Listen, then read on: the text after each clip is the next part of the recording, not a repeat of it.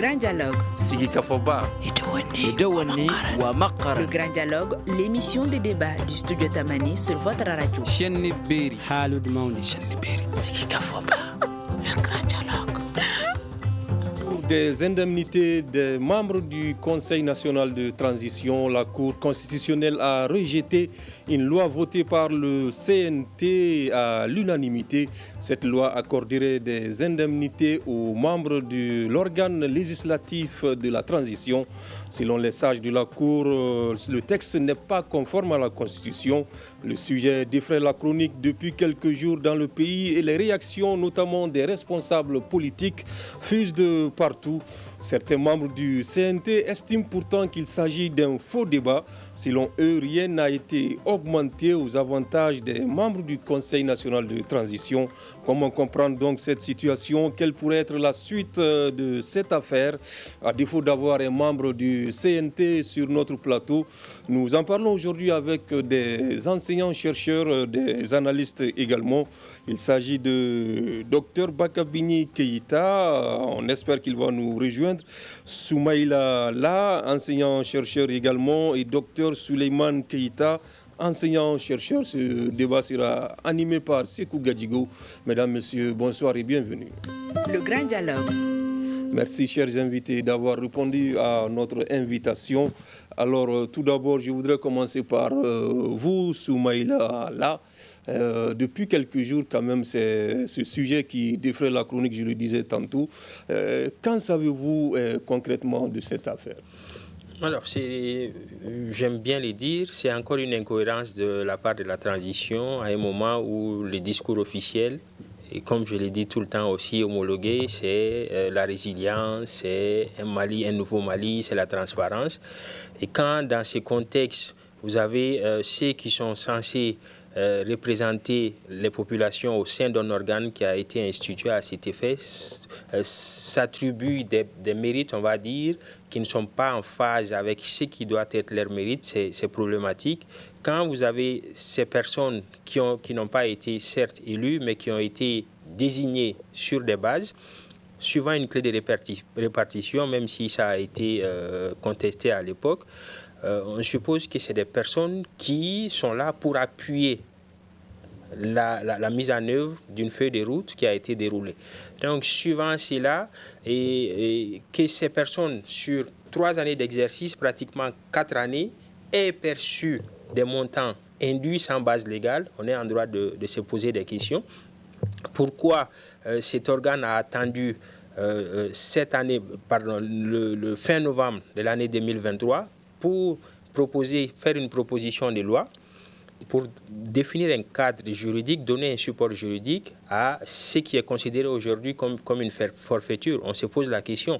Maintenant, quand vous suivez la chronologie des événements, on a l'impression, et c'est là où c'est intéressant et c'est là où c'est très important, que c'est à partir du moment où la justice s'est intéressée à la gestion de l'avant-dernière législature et que des personnes ont été inquiétées, que le CNT s'est peut-être dit qu'il peut être dans la même configuration dans les années à venir parce qu'il n'y a pas de cadre juridique qui régit les sommes qui ont été perçues d'août 2020 à aujourd'hui. Donc c'est problématique. Donc on s'est dit que c'est véritablement à partir de cette période que le CNT dans sa globalité a décidé d'aller vers cette loi.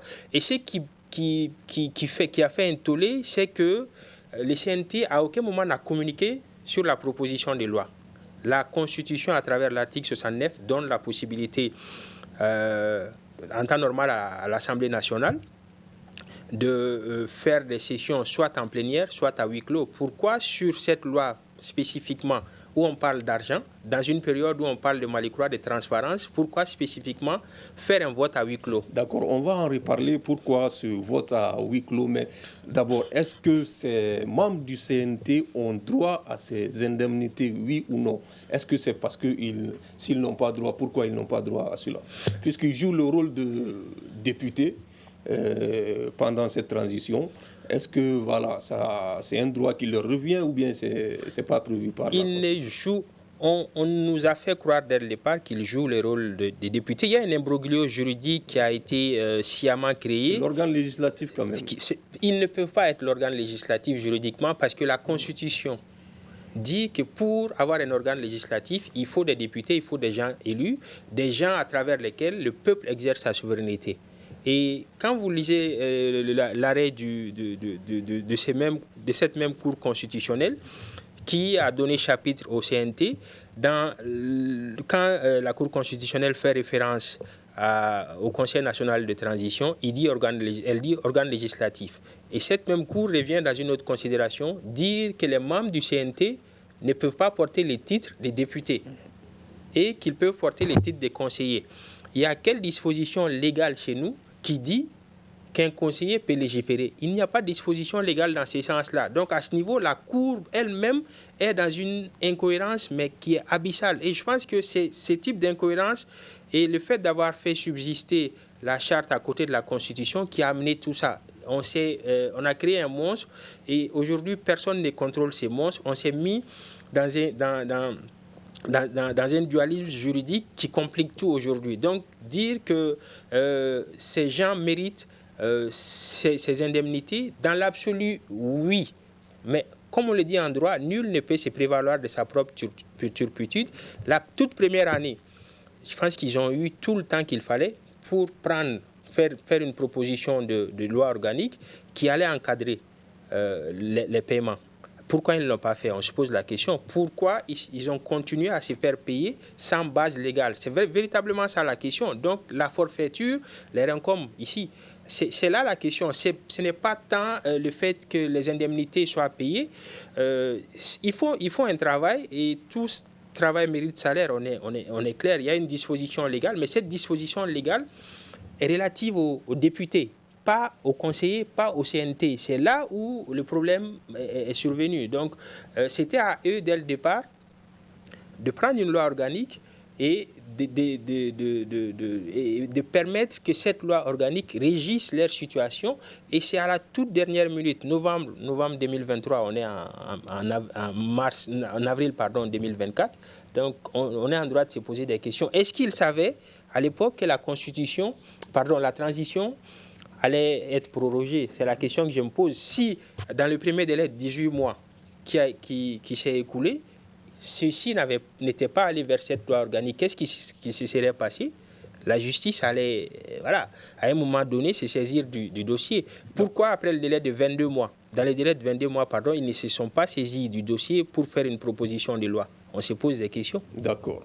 Docteur Keïta, quelle lecture vous faites de cette situation, de cette loi votée à l'unanimité de tous les membres du CNT et une loi qui a été retoquée par la Cour constitutionnelle après? Merci bien. Bonsoir tout le monde. De toute façon, ils ont l'habitude de voter à l'unanimité. Ils votent tout à l'unanimité. Donc ce n'est pas quelque chose de surprenant.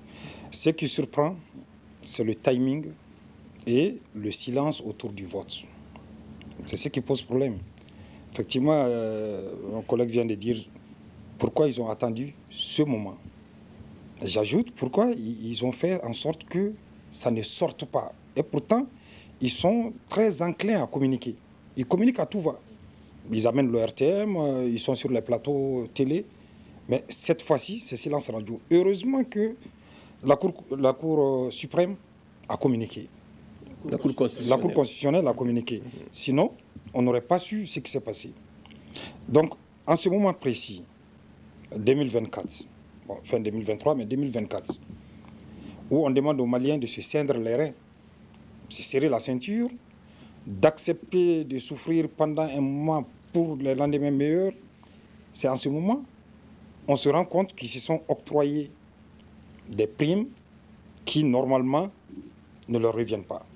C'est ce qui pose problème. Oui, mais ce n'est pas le seul organe de la transition qui, en tout cas, qui bénéficie des indemnités, des primes. Il y a d'autres organes aussi. Mais pourquoi on s'en prend au CNT seulement? D'abord, ce que je viens de dire, le silence autour de ce vote pose problème. Pourquoi? Ils ont gardé le silence. Ils ont fait en sorte que personne ne sache que ce vote est en cours, que ce problème existe. Lorsque les membres de l'ancienne législature se sont retrouvés en prison, il y a le président de l'Assemblée, il y a d'autres membres de l'Assemblée qui sont partis en prison. Je crois que c'est ce qui a sonné l'alerte. On s'est dit, peut-être demain, après-demain, un autre régime viendra et on va regarder dans ces dossiers. Dans le projet, je crois qu'il y a même une question de rétroaction. Ce qu'ils ont pris depuis août 2020, ce qu'ils ont commencé à prendre depuis août 2020, qu'on prenne tout cela en charge d'août 2020 au moment du vote. Et là, on va être dans une légalité. Alors que normalement, les sommes perçues par les conseillers, ce sont des sommes perçues de façon illégale, sans base légale, sans base juridique. Donc, si vous prenez de l'argent du public sans base légale, vous devez rendre compte. Donc, mais pourquoi le CNT pose problème et pas d'autres organes? C'est le CNT, c'est l'emblème de la transition en réalité.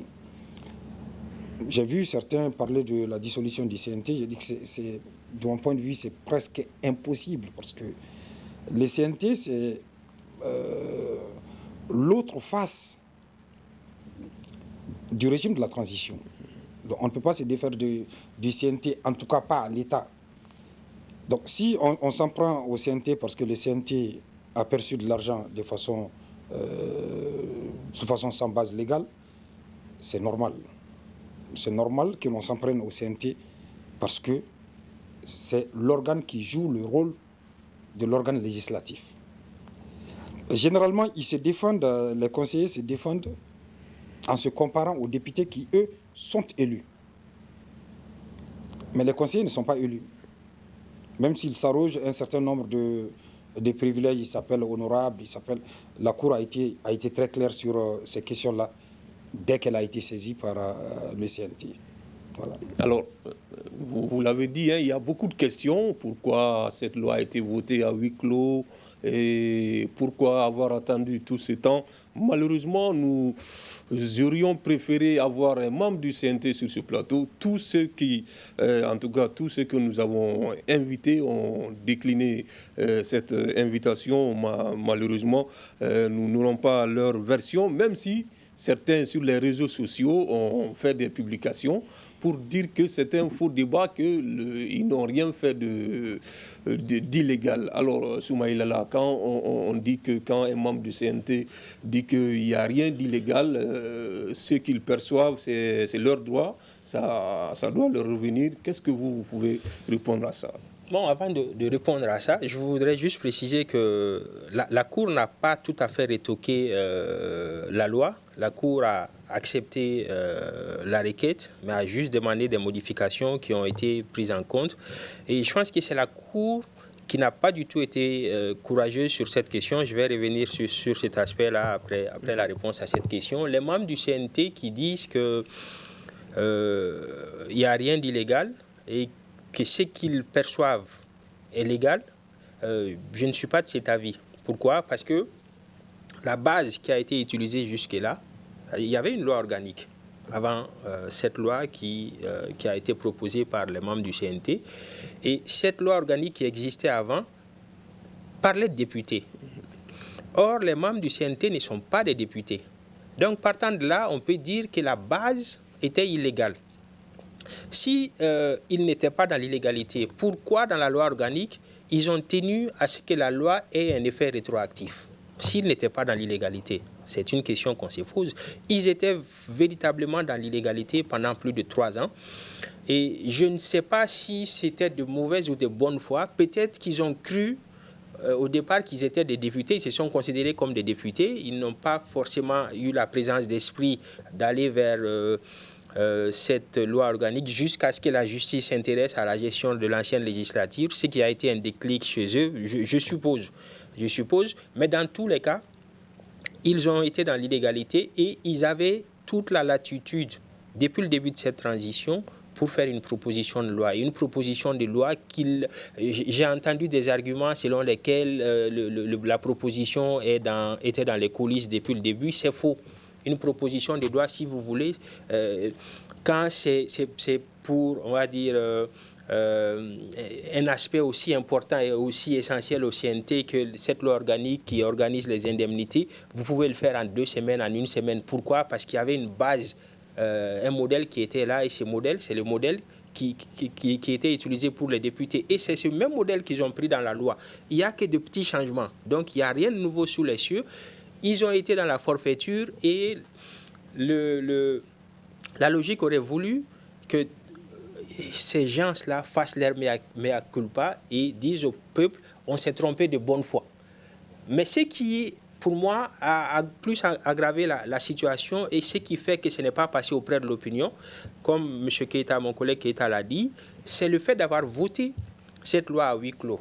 Et une loi organique de ce type, la Constitution dit qu'elle doit être votée à l'unanimité des membres de l'organe. Mais là où le bas blesse, c'est qu'ils ont décidé d'aller à huis clos. Pourquoi? Et pendant pratiquement 6 mois, personne n'était au courant. Il a fallu que la requête fasse l'objet de publication dans les journaux officiels pour que les gens découvrent la réalité. Donc c'est là où on est en droit de s'interroger sur leur mauvaise foi. Mais est-ce que le fait d'avoir voté ce texte à huis clos ne peut pas entamer la confiance du peuple à ces membres du CNT qui sont une réalité. Les représenter? C'est une réalité. La confiance aujourd'hui, elle est déchue. Il suffit juste d'entendre ça et là, ce qui se dit. Les gens... à un moment donné, avait placé énormément de confiance et en la transition et en les institutions de la transition parce que les discours ambiants, c'était redorer l'image du Mali, lutter contre la corruption, lutter contre les paiements indus, l'enrichissement illicite, etc., etc. On nous a pompé en longueur de journée sur des questions de souveraineté de Mali-Croix. Et voir une institution qui, pendant 3 ans, a été dans l'illégalité, et sur une question aussi sensible que l'argent, ça joue sur la confiance forcément. Et les émoluments de ce type ont toujours été problématiques. Quand vous prenez la nature des indemnités, quand vous faites les cumuls, mais pendant les périodes de session, vous vous retrouvez à plus de 2 millions. Et ça, du point de vue du Malien, c'est quelque chose qui ne peut être justifié en ces périodes où l'économie est plus bas que terre, en ces périodes où les Maliens ont vraiment des difficultés à joindre les deux bouts, et en ces périodes où vous avez toutes les institutions de la République, d'année en année, qui voient leur budget augmenter. Le CNT est passé de 9 milliards au début à 16 milliards aujourd'hui. Et c'est inqualifiable, c'est impensable. Pendant que vous avez de l'autre côté des hôpitaux qui manquent de tout, des écoles qui manquent de tout, il n'y a plus d'investissement nulle part. C'est là où les gens se disent, mais ils nous prennent de haut, ces gens-là. Alors, nous avons vu, il y a eu beaucoup de réactions, notamment d'acteurs politiques, suite à cette affaire.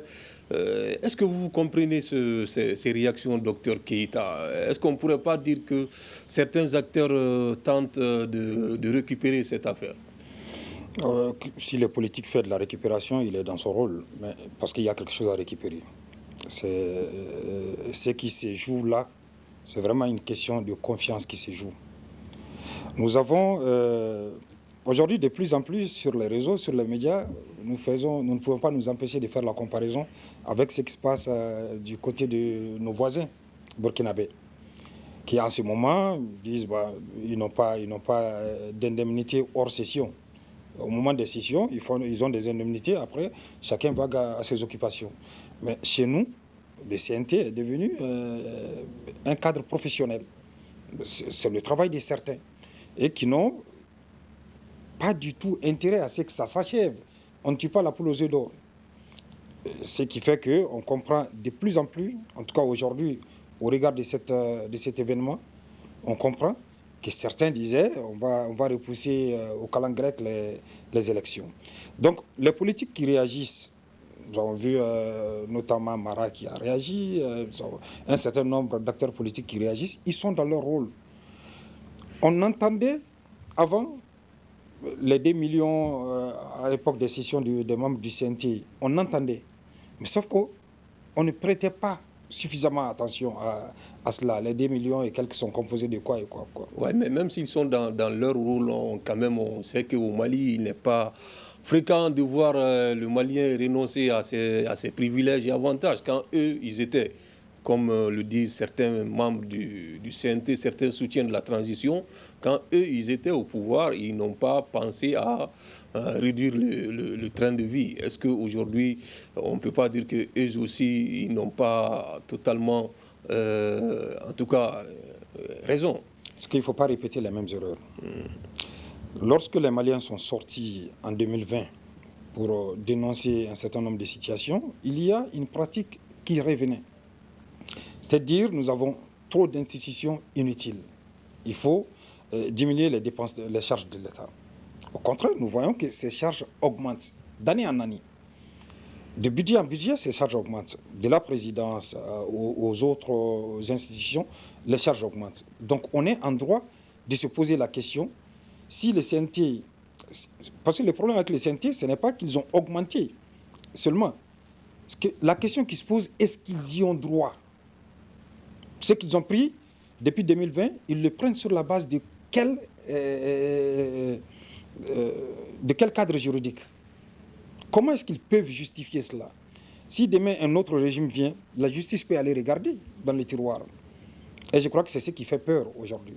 Mais si les politiques, parce qu'il faut quand même comprendre que cette transition se positionne en antithèse des politiques et des anciennes pratiques. Donc vous ne pouvez pas justifier vos mauvaises pratiques par ce qui se faisait par le passé. Ils viennent se poser en antithèse. Au sein du CNT, en tout cas, il y a beaucoup de membres qui étaient des acteurs de premier plan dans la lutte du M5 RFP, qui demandaient le changement, qui dénonçaient beaucoup de tares du régime précédent. Alors, Soumaïla, comment comprendre aujourd'hui que ces mêmes acteurs procèdent à de telles pratiques? Est-ce que ce n'est pas inquiétant pour le pays? Très, très inquiétant. C'est là où l'incohérence se trouve. On ne peut pas combattre quelque chose et venir refaire la même chose de plus belle. C'est là où c'est vraiment incohérent. Et pour aller dans le même sens que M. Keïta, vous ne pouvez pas justifier cette forfaiture par le fait que ceux qui étaient là avant vous ne sont pas allés dans ces sens. C'est vous qui avez demandé à aller vers les changements. C'est vous qui avez tenu des discours qui allaient dans le sens de l'assainissement des finances publiques, de la lutte contre la corruption. Donc, partant de là, vous devez être exemplaire. Et ils n'ont pas su être exemplaires. Et là, on se rend compte qu'on est plus dans un système de partage des gâteaux qu'autre chose. Ce n'est ni plus ni moins que ça.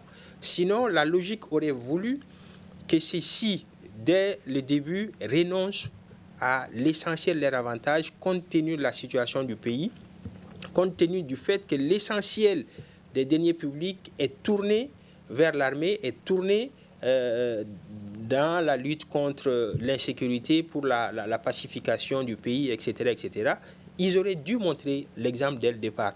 Et ça, on l'a dit, on a été constant, que ce soit au niveau de la présidence, que ce soit au niveau de la primature, où vous avez des fonds de souveraineté qui ne se justifient pas aujourd'hui en l'état du pays, qui ne se justifient pas, où vous avez ces fonds qui sont pris pour aller vers des œuvres qui ne sont pas, pour moi, pertinentes dans ces cadres. Je ne dis pas que c'est des œuvres qui, de façon temporelle, ne peuvent pas être pertinentes, mais dans le contexte actuel, c'est des œuvres qui ne sont pas pertinentes. Et je pense que au niveau, que ce soit au niveau de la présidence, de la primature, du gouvernement dans son ensemble et du CNT, chacun aurait dû faire des efforts. Ailleurs, on a vu qu'il y a eu des efforts et ça paye.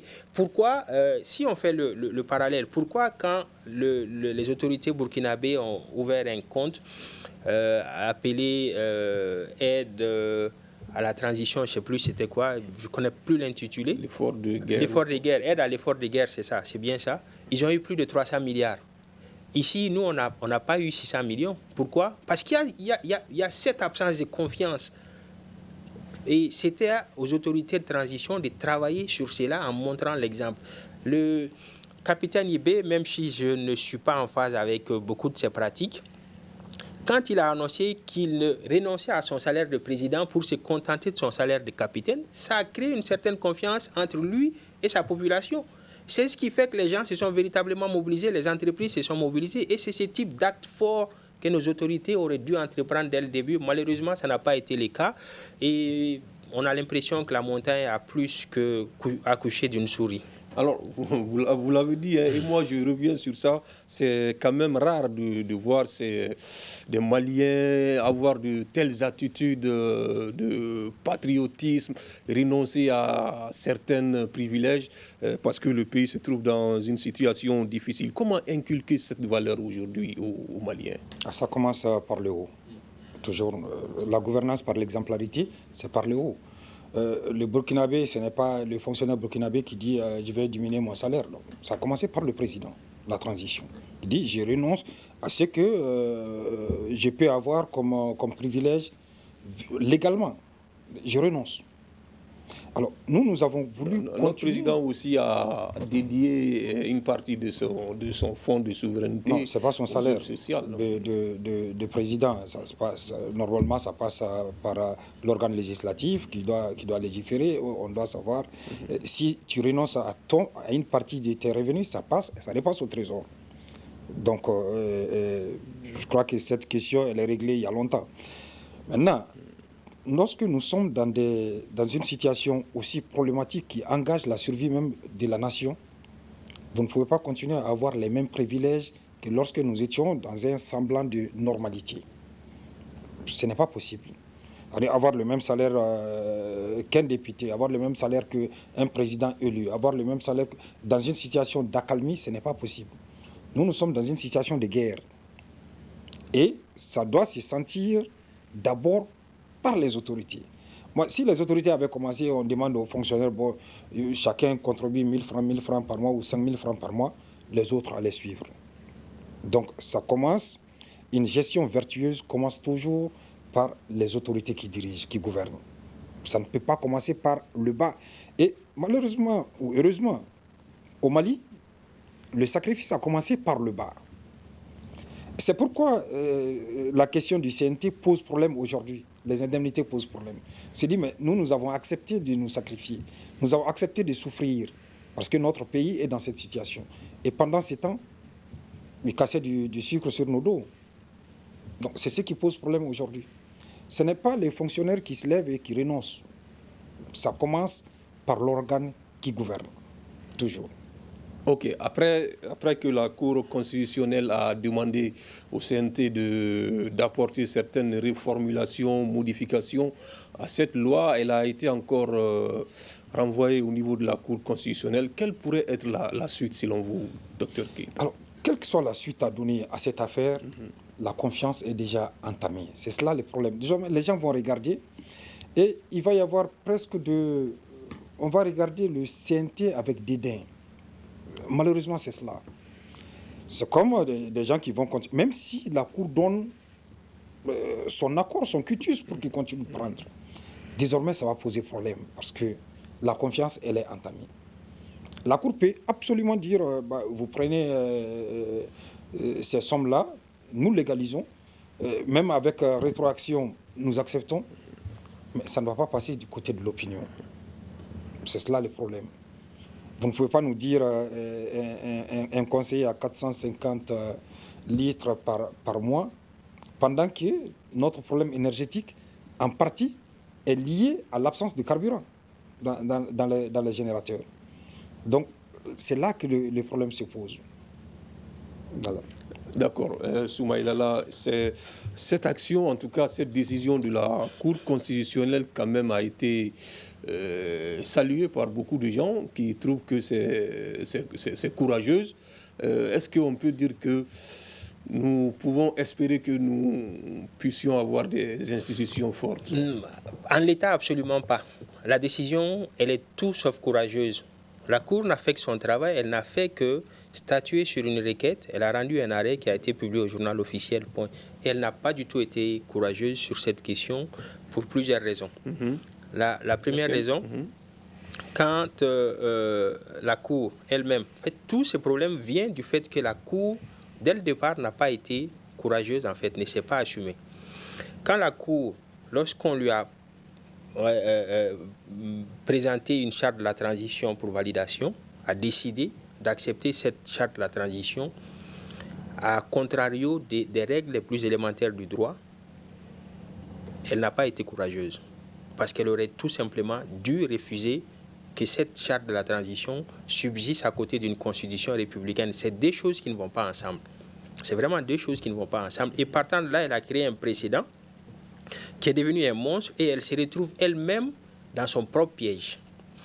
Deuxième raison, quand vous lisez le corps du texte de l'arrêt, vous avez l'impression que la Cour est dans une logique d'arrêt de validation.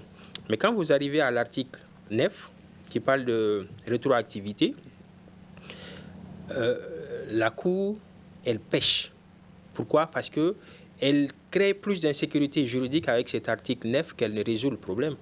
Parce qu'il y a une situation de fait qui est là, une situation de fait qui a déjà produit des effets de droit. Et ces effets de droit sont passibles aujourd'hui d'action en justice. Donc, lorsque la Cour légitime dédouane les personnes qui se sont rendues coupables de cette forfaiture, la Cour légitime une forfaiture. Premier aspect. Deuxième aspect, vous vous souvenez qu'au début de cette transition, il y a le M5 de l'époque qui a porté plainte contre le CNT pour illégalité et illégitimité. Cette affaire est toujours pendante devant la Cour suprême. Et la Cour crée une insécurité juridique. Pourquoi?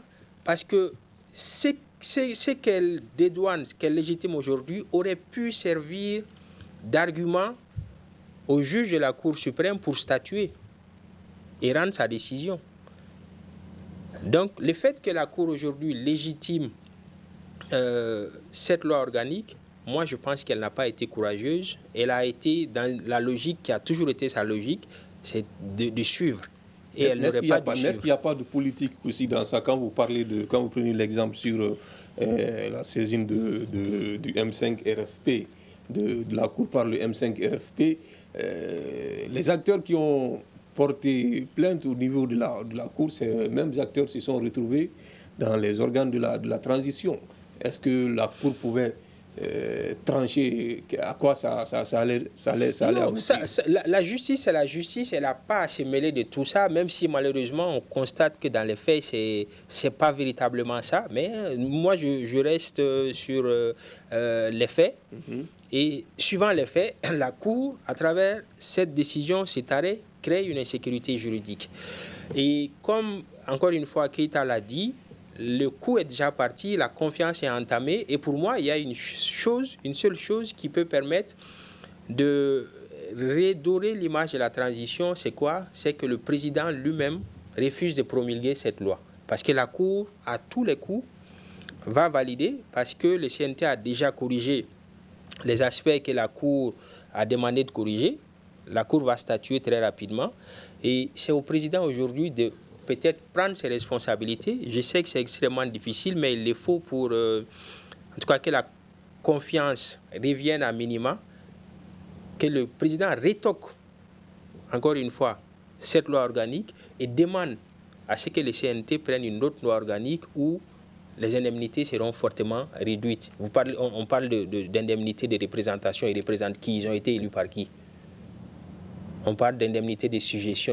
Il y a quel risque qui pèse sur leur tête? Toutes ces indemnités, c'est des indemnités qui sont dévolues aux députés. Ils ne peuvent pas prétendre à ces indemnités. On peut partir sur la base d'un salaire forfaitaire. Et c'est au président de prendre véritablement cette décision. Dans les faits, c'est compliqué parce qu'on est dans une gestion collective du pays. Et cette gestion collective fait que c'est extrêmement compliqué. Mais pour redorer la confiance, je pense que cette gestion collective doit se réunir, décider et retoquer cette loi. Docteur Keïta, êtes-vous d'accord avec Soumaïla là que cette décision de la Cour ne peut pas être considérée comme une décision courageuse? Parfaitement. Ce qu'il déroule dès le départ. Parce que la Cour... La Cour pouvait laisser passer quand même tout cela. Oui. Et qu'on ne sache rien de tout cela. Ou bien... On allait savoir parce qu'on a... La Cour a l'obligation de faire publier la décision, l'arrêt. Elle pouvait valider. Elle pouvait valider, oui. Mais on allait se retrouver dans les mêmes incongruités que le départ. Vous savez, quand la Cour a refusé d'être suffisamment courageuse dès le départ, elle continue à gérer les conséquences. C'est ce qui rattrape aujourd'hui son fonctionnement vis-à-vis de la transition. des organes de la transition. Je suis d'accord quand il parle de bicéphalisme entre la charte et la à côté de la Constitution. C'est quelque chose de presque... Je crois que c'est une première chez nous. C'est une première chez nous. C'est en ce moment que la Cour aurait dû dire ou vous suspendez la transition, on fonctionne avec la charte, ou la charte, on ne l'accepte pas, on continue avec la Constitution. Je crois qu'il fallait trancher dès ce moment. Maintenant, par rapport à l'arrêt de la Cour concernant le dossier du CNT, encore, demain, la Cour peut accepter. Si les corrections demandées sont apportées, la Cour peut accepter. Mais le problème n'est même plus juridique. Le problème, c'est comment amener l'opinion désormais à intégrer le discours de sacrifice, de résilience prôné par les organes de la transition. Jusque-là, le discours ambiant disait on accepte le sacrifice, on accepte d'être résilient parce que le président lui-même a diminué dans son fonds de souveraineté, même si, je l'avais dit, ce n'est pas vrai. Vous ne pouvez plus demander aux Maliens acceptez, faites des sacrifices, si de l'autre côté, ceux qui gouvernent, personne ne fait de sacrifices. Au contraire. Au contraire. Donc, les problèmes se posent de ce côté-là, pas seulement du côté juridique, pas seulement du côté des textes. Désormais, la guerre va être la reconquête de l'opinion. Comment reconquérir l'opinion? Alors, ce que le collègue l'a dit, que le président joue le rôle de l'arbitre, dans notre configuration, ça va être extrêmement difficile. Au Burkina, c'est possible, le Burkina a un président. Un. Nous en avons 5. Ce n'est pas évident. Officiellement, nous avons un président de la transition. Oui, officiellement. Oui. Quand vous parlez de l'officiel, vous pensez aussi à l'officieux. Donc c'est là que c'est très compliqué. D'accord.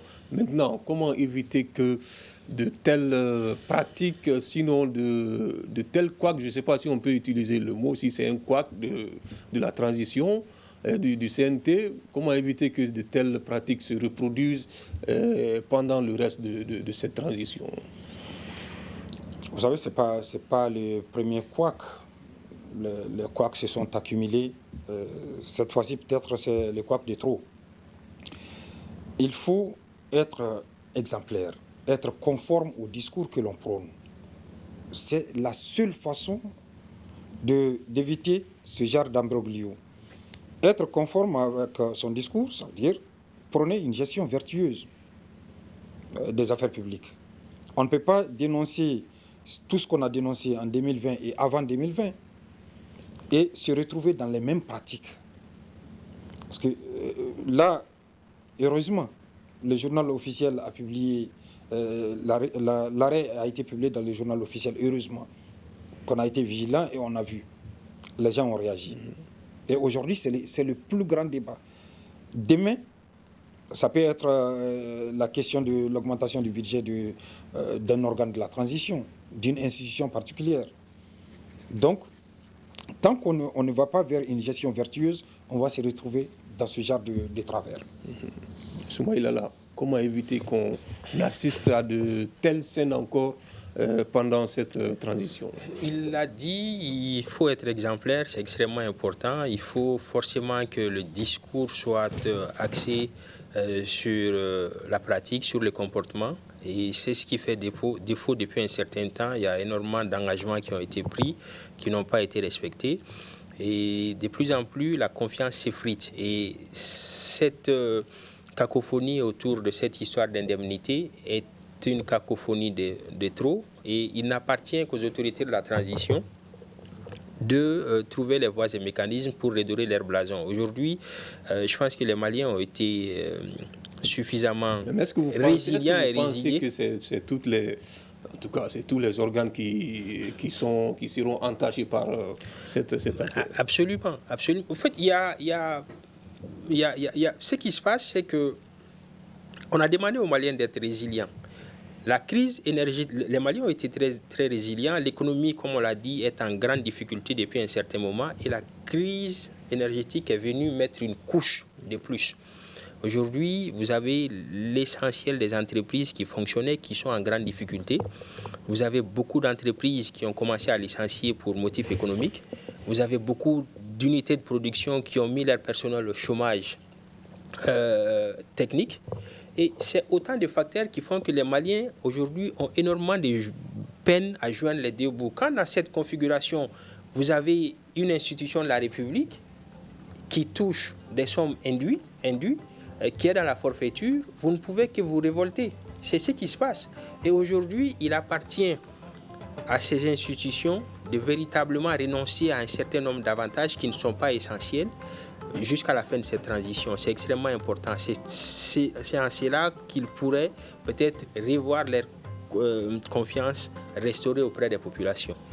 Et c'est ce qui va mettre fin donc à ce grand dialogue qui parlait aujourd'hui de cette polémique autour des indemnités des membres du Conseil national de transition. La Cour constitutionnelle a demandé au CNT d'apporter des modifications à une loi votée à l'unanimité, une loi qui accorderait des indemnités aux membres du CNT. Pour en parler, nous avions sur ce plateau Soumaïla Lala, il est enseignant-chercheur, ainsi que Dr Souleymane Keïta, également enseignant-chercheur. Dr Bakabini Keïta nous a fait faux bond, et toutes nos tentatives pour faire venir un membre du CNT à ce débat ont été vaines. Ce grand dialogue a été réalisé par Emirana Kiloumaïga, mise en onde par Salim Diouara à la régie vidéo. Il y avait Mamadou Ouattara, Sikou Gadjigo vous l'a présenté. Merci à toutes et à tous et à demain pour un autre numéro.